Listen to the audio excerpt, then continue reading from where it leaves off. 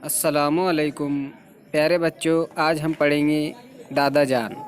जमात अव्वल सफ़ा नंबर 17। दादा जान। मेरे अच्छे दादा जान, प्यारे प्यारे दादा जान, प्यारे प्यारे दादा जान। दादाजी के मीठे बोल, लंबा कुर्ता टोपी गोल,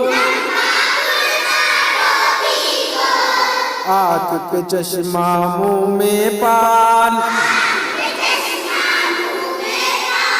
प्यारे प्यारे दादा जान, प्यारे प्यारे दादा जान।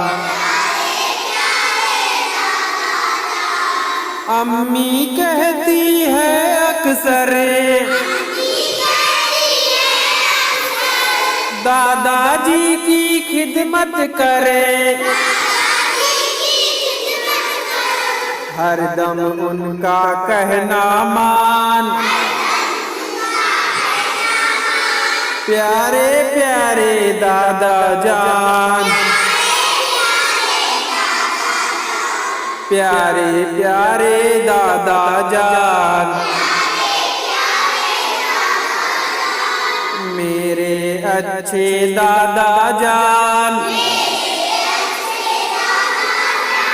प्यारे प्यारे दादा जान, प्यारे प्यारे दादा जान।